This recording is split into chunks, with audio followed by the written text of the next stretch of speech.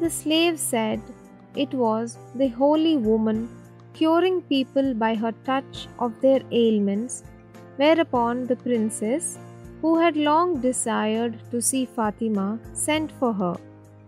On coming to the princess, the magician offered up a prayer for her health and prosperity.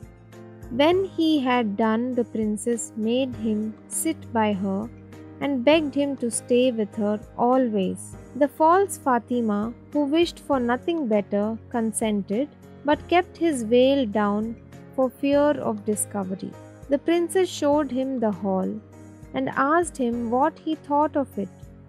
"It is truly beautiful," said false Fatima. "In my mind, it wants but one thing." "And what is that?" said the princess.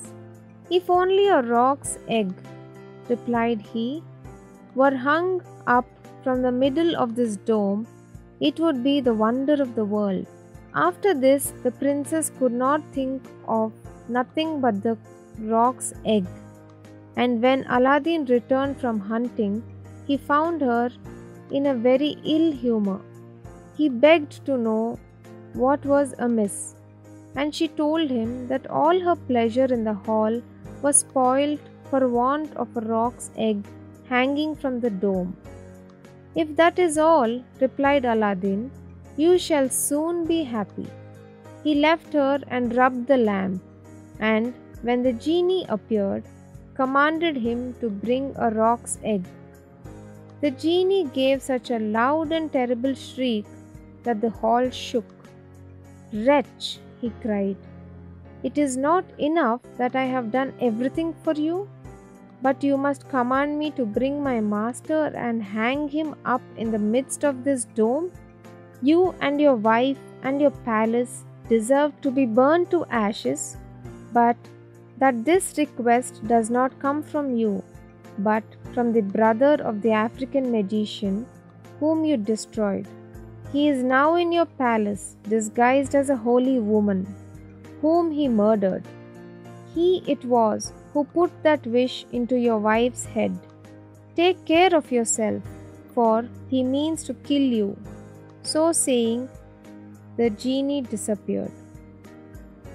Aladdin went back to the princess, saying his head ached, and requesting that the holy Fatima should be fetched to lay her hands on it. But when the magician came near, Aladdin, seizing his dagger, pierced him to the heart. "What have you done?" cried the princess. "You have killed the holy woman." "Not so," replied Aladdin, but a wicked magician, and told her of how she had been deceived. After this, Aladdin and his wife lived in peace. He succeeded the Sultan when he died and reigned for many years, leaving behind him a long line of kings.